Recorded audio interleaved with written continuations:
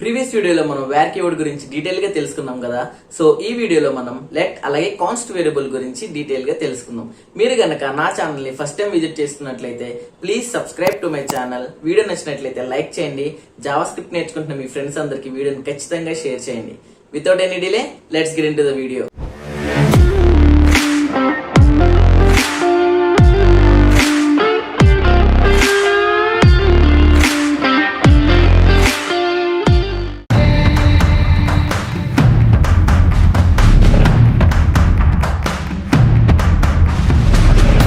ఈ వీడియోలో మనం లెట్ గురించి అలాగే కాన్స్ట్ గురించి, లెట్ అండ్ కాన్స్ట్ మనం ఎప్పుడు యూజ్ చేయాలి, అలాగే difference between the let, var and const variables గురించి ఈ వీడియోలో అయితే తెలుసుకుందాం.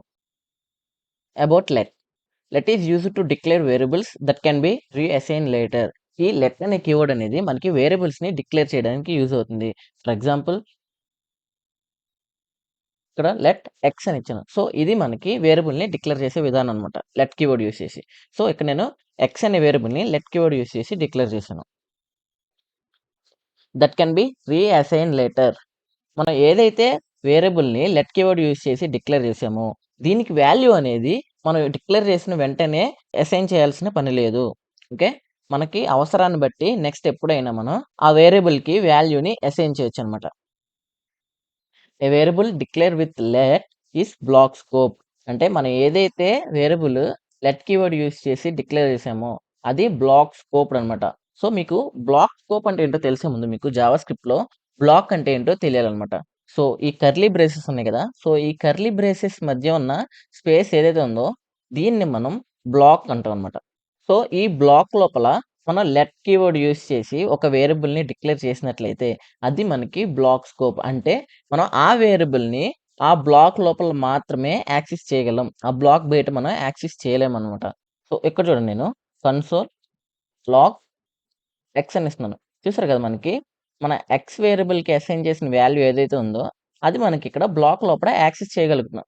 ఇప్పుడు ఇదే కన్సోల్ని నేను బ్లాక్ బయట ఇస్తున్నాను. ఓకే, చూసారు కదా, మనకేమొస్తుంది, ఎక్స్ ఇస్ నాట్ డిఫైన్డ్ అని వస్తుంది. అంటే మనం ఈ 10 అనే వాల్యూ ఏదైతే ఉందో వేరియబుల్కి డిక్లేర్ చేసింది ఆ వాల్యూని మనం యాక్సెస్ చేసుకోలేకపోతున్నాం. ఎందుకంటే మనకి ఈ లెట్ కీవర్డ్తో డిక్లేర్ చేసిన వేరియబుల్ ఏదైతే ఉందో అది బ్లాక్ స్కోప్డ్ అనమాట. ఓకే, ఆ బ్లాక్ లోపల మాత్రమే మనం యాక్సెస్ చేసుకోగలం. అర్థమైంది కదా. A variable declared using the let cannot be redeclare. మనం ఏదైతే వేరియబుల్ని లెట్ కీవర్డ్తో డిక్లేర్ చేసామో ఆ వేరియబుల్ని మళ్ళీ మనం రీడిక్లేర్ చేయలేము అనమాట లెట్ కీవర్డ్ యూజ్ చేసి. ఫర్ ఎగ్జాంపుల్ ఇక్కడ నేను మీకు లెట్ ఎక్స్ ఈక్వల్స్ టు 10 అని ఒక వేరియబుల్ని డిక్లేర్ చేశాను. ఓకే, మళ్ళీ నేను ఆ వేరియబుల్ని లెట్ కీవర్డ్ యూజ్ చేసి రీడిక్లేర్ చేయడానికి ట్రై చేస్తాను. Okay, so let x equals to 30 అని ఇస్తాను. చూసారు కదా, మనకి ఎర్రర్ అయితే వచ్చింది. ఏ ఎర్రర్ వచ్చింది? Syntax error. Identifier x has already been declare. అంటే మనకి ఎక్స్ వేరియబుల్ అనేది ఆల్రెడీ డిక్లేర్ చేశారు, మళ్ళీ మీరు అగైన్ రీడిక్లేర్ చేయడానికి ట్రై చేస్తున్నారు. ఓకే, మనకి ఎర్రర్ ఎందుకు వచ్చిందంటే లెట్ కీవర్డ్ యూజ్ చేయడం వల్ల. ఓకే, అది మనకి లెట్ కీవర్డ్ గురించి. ఇప్పుడు మనం కాన్స్ట్ కీవర్డ్ గురించి తెలుసుకుందాం. Const is used to declare variables that or read only after their initial assignment. మనం ఎప్పుడైతే ఒక కాన్స్ట్ కీవర్డ్ యూజ్ చేసి ఒక వేరియబుల్ని డిక్లేర్ చేసామో అది ఓన్లీ రీడ్ ఓన్లీ అనమాట. ఇప్పుడు దానికి మనం ఒక ఇనిషియల్ వాల్యూ అనేది అసైన్ చేసినప్పుడు ఇక్కడ మనం కాన్స్ట్ ఎక్స్ ఈక్వల్స్ టు 10 అని ఇచ్చాం. ఓకే, అంటే మనం ఒక 10 అనే వాల్యూని ఎక్స్ అనే వేరియబుల్కి అసైన్ చేసాం. ఈ వేరియబుల్ని మనం కాన్స్ట్ అనే కీవర్డ్తో డిక్లేర్ చేసాం అనమాట. ఇలా కాన్స్ట్ అనే కీవర్డ్తో డిక్లేర్ చేసిన వేరియబుల్స్ ఏవైతే ఉన్నాయో అవి ఓన్లీ రీడ్ ఓన్లీ, అంటే మనకి చేంజ్ అవ్వవు అనమాట. అవి కాన్స్టెంట్ వేరియబుల్స్ అనమాట. Variable declared with const can not be reassigned. Okay, ఇప్పుడు మనం ఇక్కడ 10 అనే వాల్యూని ఎక్స్ అనే వేరియబుల్కి అసైన్ చేసాం. ఓకే, ఆ వేరియబుల్ దేంతో డిక్లేర్ చేసాం? మనం కాన్స్ట్ అనే కీవర్డ్తో డిక్లేర్ చేసాం. ఇలా కాన్స్ట్ అనే కీవర్డ్తో డిక్లేర్ చేసిన వేరియబుల్ ఏదైతే ఉందో దానికి మళ్ళీ వాల్యూని మనం రీఅసైన్ చేయలేము. ఇక్కడ నేను ఎక్స్ ఈక్వల్స్ టు 500 అని ఇస్తాను. చూసారు కదా, మనకి ఇక్కడ ఎర్రర్ అయితే వచ్చింది, అసైన్మెంట్ టు కాన్స్టెంట్ వేరియబుల్. మీరు కాన్స్టెంట్ వేరియబుల్కి అసైన్ చేయడానికి ట్రై చేస్తున్నారు అని మనకి ఎర్రర్ అయితే వచ్చింది. ఓకే, సో మనకి కాన్స్ట్ అనే వేరియబుల్ ఏంటంటే రీఅసైన్ని అలాగే రీడిక్లరేషన్ని అలౌ చేయదు. ఓకేనా. The const keyword is also block scope like let అనమాట. అంటే మనకి లెట్ కీవర్డ్ ఎలా అయితే ఉందో బ్లాక్ స్కోప్డ్, అలాగే మనకి ఈ కాన్స్ట్ అనే కీవర్డ్ కూడా బ్లాక్ స్కోప్డ్ అనమాట. Once A value is assign to A const variable it cannot be changed. మనం ఒక్కసారి కాన్స్ట్ అనే వేరియబుల్కి ఒక వాల్యూని అసైన్ చేసినట్లయితే ఆ వాల్యూ అనేది ఇంకా చేంజ్ అవ్వదు అనమాట. అది కాన్స్టెంట్ అయిపోతుంది. However if the const variable is an object or array can still change the properties or elements inside it. ఒకవేళ మనం కాన్స్ట్ వేరియబుల్ యూస్ చేసి ఒక ఎరేని గాని లేదా ఒక ఆబ్జెక్ట్‌ని గాని డిక్లేర్ చేసినట్లయితే అప్పుడు మనం మన ఆబ్జెక్ట్‌లో ఉన్న ప్రాపర్టీస్ గాని లేదా ఎరేలో ఉన్న ఎలిమెంట్స్‌ని కానీ చేంజ్ చేయొచ్చనమాట. ఈ కాన్స్ట్ అనే వేరియబుల్ అనేది మనకి ప్రిమిటివ్ డేటా టైప్స్‌కి ఒకలా వర్క్ అవుతుంది. అలాగే నాన్ ప్రిమిటివ్ డేటా టైప్స్‌కి ఒకలా వర్క్ అవుతుంది. ప్రిమిటివ్ డేటా టైప్స్ అంటే ఈ స్ట్రింగ్, నంబర్, బూలియన్ ఇవి ఉన్నాయి కదా! వీటికి ఒకలా వర్క్ అవుతుంది.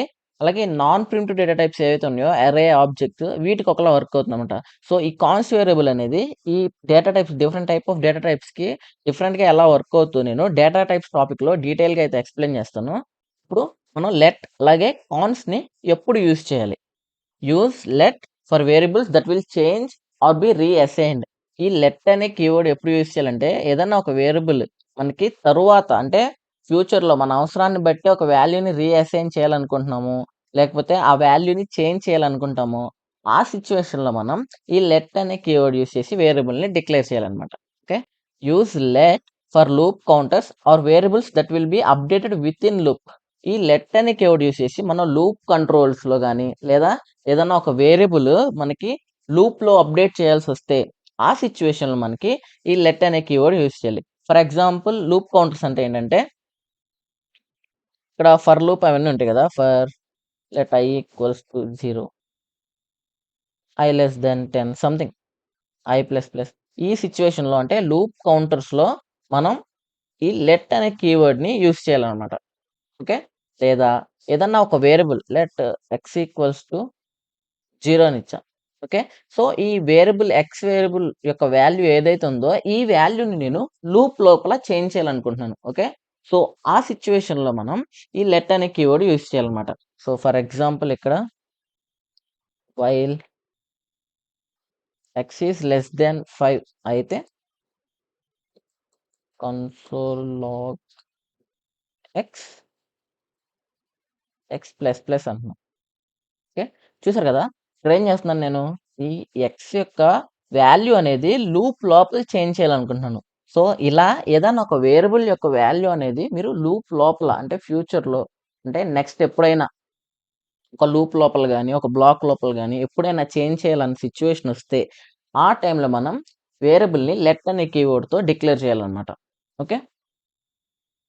Use let for variables that will B conditionally reassign within the different blocks of scopes. అంటే ఒక వేరియబుల్‌ని మనం కండిషన్‌ని బట్టి డిఫరెంట్ బ్లాక్స్‌లో మనం ఆ వేరియబుల్ యొక్క వాల్యూ అనేది చేంజ్ చేయాల్సొస్తే, ఆ సిట్యుయేషన్‌లో గూడా మనం ఈ లెట్ అనే కీవర్డ్‌ని యూజ్ చేయాలి.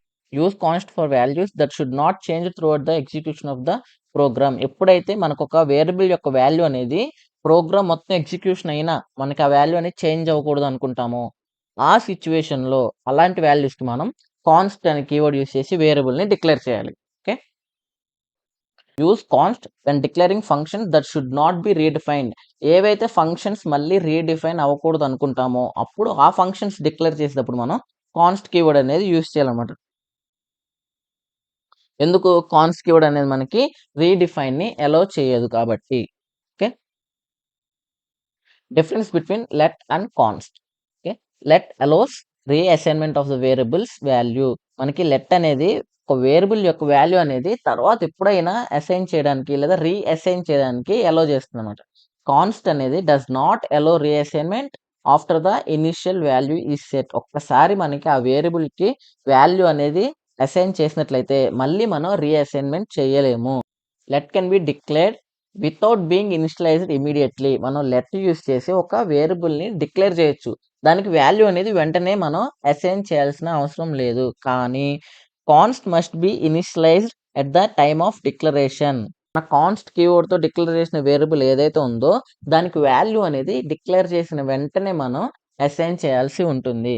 మనకి వేర్ అనేది డిక్లరేషన్‌ని, అసైన్‌ని గూడా అలౌ చేస్తుంది. కానీ లెట్ అనేది ఓన్లీ అసైన్‌మెంట్ మాత్రమే అలౌ చేస్తుంది. డిక్లరేషన్‌ని అలౌ చేయదు. కానీ కాన్స్ట్ అనేది డిక్లరేషన్‌ని అలాగే అసైన్‌మెంట్ రెండిటిని అలౌ చేయదనమాట. ఓకే. ఇది మనకి మేజర్ డిఫరెన్స్ అనమాట. అలాగే మనకి వేర్ అనేది ఫంక్షనల్ స్కోపు, ఈ లెట్ అలాగే కాన్స్ట్ ఈ 2 కీవర్డ్స్ అనేవి మనకి బ్లాక్ స్కోప్డ్ వేరియబుల్స్. ఈ 2 మనకి ఈ మూడిటి యొక్క డిఫరెన్స్ అనమాట. Major differences. ఓకే.